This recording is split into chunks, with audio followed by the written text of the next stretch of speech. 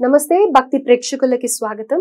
అయితే 2025 కొత్త సంవత్సరం మనం అందరం కూడా కొత్త సంవత్సరంలో అడుగు పెడుతున్నాం. ఎన్నో అద్భుతమైన పనులు మనం అనుకునేవన్నీ మన సంకల్పం తీరాలి అని ప్రతి ఒక్కళ్ళకి కోరిక ఉంటుంది. సో అదే విధంగా అవ్వాలి అని కూడా కోరుకుంటున్నాము. అయితే ఈ 2025లో ద్వాదశ రాశుల వాళ్ళకి ఎలా ఉండబోతోంది అసలు అనేది కనుక్కుందాం. మనది 2025 ఉగాది నుంచి మనం మన రాశులు చెక్ చేసుకుంటూ ఉంటాం.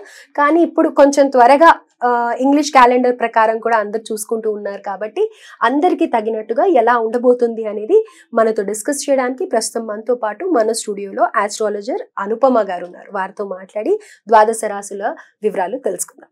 నమస్కారం. నమస్తే అండి. సో అనుపమ గారు, వృషభ రాశి వాళ్ళకి ఎలా ఉండబోతుంది అంటారు ఈ 2025? ద్వాదశ రాశుల్లో కంపేర్ చేసుకుంటే వృషభ రాశి వాళ్ళు కొద్దిగా జాక్పాట్ అని చెప్పుకోవచ్చు అనమాట. ఎందువల్ల అంటే ఇప్పుడు గ్రహ గోచారం చూసుకుంటే మే వరకు కూడా గురుడు లగ్నంలోనే ఉంటారు వీళ్ళకి. అండ్ శని వచ్చేసి వీళ్ళకి దశమ స్థానంలో సంచారం జరుగుతుంది మార్చి వరకు కూడా. తర్వాత గురుడు ద్వితీయ స్థానంలోకి సంచారం జరగడము, అక్కడ మనకి ధనకారకుడు ధనస్థానంలో సంచారం అని చెప్పుకోవచ్చు అనమాట వృషభ రాశి వాళ్ళకి. అండ్ శని వచ్చేసి లాభస్థానంలో సంచారం జరుగుతూ ఉంటుంది. అండ్ రాహు వచ్చేసి దశమ స్థానంలో సంచారము, కేతు చతుర్థ స్థానంలో సంచారం జరుగుతుంది. ఇది గ్రహగతులు మనకి మే వరకు ఉంటుంది అనమాట. మేలో ఇవన్నీ మారుతాయి అనమాట, మార్చ్ టు మే మధ్యలో. సో అలా చూసుకుంటే వీళ్ళకి ఇది వరకు ఏవైతే అవుట్ స్టాండింగ్ ప్రమోషన్స్ ఏవైతే ఉండినాయో, లేకపోతే కెరియర్ లో గ్రోత్ లేదు అని అనుకునే వాళ్ళు, బిజినెస్ లో ప్రాపర్ గా వీళ్ళకి ప్రాఫిట్స్ రావట్లేదు అని అనుకున్న వాళ్ళు ఎవరైతే వృషభ రాశి వాళ్ళు ఉన్నారో ఈ సంవత్సరం వీళ్ళకి చాలా మంచి లక్ ఫేవరబుల్ అయితే కనిపిస్తుంది. ఆర్థికంగా వీళ్ళు చాలా బాగా మెరుగుపడే సూచనలు అయితే కనిపిస్తున్నాయి. ఎందుకంటే రెండు పెద్ద గ్రహాలు ధనానికి సంబంధించిన భావాలలో ఉండడం కూడా కొద్దిపాటిగా వీళ్ళకి ఫేవరబుల్ రిజల్ట్స్ వచ్చే పరిస్థితి ఉంది. స్థిరాస్తులు కొనుక్కోవాలనుకున్న వాళ్ళు కూడా మంచి ఇన్వెస్ట్మెంట్స్ చేసుకునే పరిస్థితులు గోచరిస్తున్నాయి. అష్టమాధిపతి ద్వితీయంలో సంచారం జరగడము, గురుడు వీళ్ళకి ఇక్కడ ఒక రకంగా జాయింట్ ఇన్వెస్ట్మెంట్స్, అంటే భార్యాభర్తలు ఎవరైనా జాయింట్ ఇన్వెస్ట్మెంట్స్ చేయాలనుకుంటే కనుక వీళ్ళకి స్పౌజెస్ నుంచి కూడా మంచి సపోర్ట్ వచ్చే ఛాన్సెస్ కనిపిస్తున్నాయి. వృషభ రాశి వాళ్ళకి ఎవరైతే పెళ్లిళ్ళు అవ్వలే సింగిల్ పర్సన్స్ ఉన్నారో వాళ్ళకి పెళ్లి జరిగే పరిస్థితి కూడా గోచరిస్తుంది. అమ్మాయి కానీ అబ్బాయి కానీ పరిస్థితి గోచరిస్తుంది. అంటే మనము ఇతర జన్మ జాతకాలు కూడా మనం చూసుకుంటాం కాబట్టి అండ్ పిల్లలు పుట్టని వాళ్ళకి కూడా ఈ సంవత్సరం వీళ్ళకి పిల్లలు పుట్టే పరిస్థితి కూడా కనిపిస్తుంది. అంటే ఎవరైనా కొంత ఫెర్టిలిటీ ఇష్యూస్ ఉండి ఐవీఎఫ్ త్రూగా వెళ్ళాలి అనుకునే వాళ్ళకి కూడా ఏదైనా ప్రాబ్లం ఇప్పటి వరకు ఐడెంటిఫై అవ్వని ప్రాబ్లమ్స్ ఏవైతే ఉన్నాయో అవి ఐడెంటిఫై అయ్యి వీళ్ళకి గురుబలం సంచారం జరగడం వల్ల కుటుంబ స్థానంలో సంచారం గురువుది ఏంటంటే వృద్ధి చెందుతుంది అనమాట.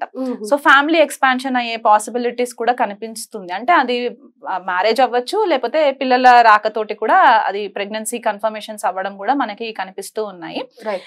ఇది వరకు ఎవరైనా సరే ఏదైనా సెపరేషన్ లో ఉండి, భార్యాభర్తలు సెపరేషన్ లో ఉండి ఇబ్బందులు ఫేస్ చేస్తూ ఉండి లిటిగేషన్స్ లో ఉండుంటే కనుక అవి కూడా ఈ సంవత్సరం వీళ్ళకి కొద్దిపాటిగా రెజల్యూషన్ వచ్చే ఛాన్సెస్ కనిపిస్తూ ఉన్నాయి. అంటే అది కంప్లీట్ గా కట్ అయిపోతుందా లేకపోతే కలిసి ఉంటారా అనేది మళ్ళీ జన్మ జాతకాలని బట్టి ఉంటుంది. బట్ ఓవరాల్ గా వీళ్ళకి ఈ సంవత్సరంలో పాజిటివ్ రిజల్ట్ అయితే కనిపిస్తుంది. కాకపోతే కేతు సంచారము చతుర్థంలో సంచారం జరుగుతుంది కాబట్టి వీళ్ళు ఎక్కువ ఫోకస్ ఇంటి వాతావరణానికి సంబంధించి పెట్టరన్నమాట ఈ సంవత్సరంలో. ఎందుకంటే దశమంలో రాహు సంచారం జరుగుతుంది కాబట్టి ఫోకస్ అంతా కూడా కెరియర్ పైన ఎక్కువ ఉండే దాఖలాలు కనిపిస్తున్నాయి. కాబట్టి గృహానికి సంబంధించి కొద్దిపాటిగా నెగ్లిజెన్సీ కనిపిస్తూ ఉంటుంది. ఓకే, అంటే ఎక్కువ రెస్పాన్సిబిలిటీ తీసుకోరన్నమాట. వాళ్ళకి టైం కూడా ఉండదు. ఎందుకంటే వాళ్ళ కెరియర్ ఏదైనా ఒకటి ప్రోగ్రెస్ అవ్వాలి అని చెప్పి ఎక్కువ ఫోకస్ అక్కడ పెట్టేసరికి ఇక్కడ గృహానికి సంబంధించి కొద్దిగా మనశ్శాంతి ఉండకపోవడము, వర్క్ లైఫ్ బ్యాలెన్స్ సరిగా మెయింటైన్ చేసుకోలేకపోవడము, తల్లి గారికి కూడా కొద్దిగా ఆరోగ్యంలో లోపించడము.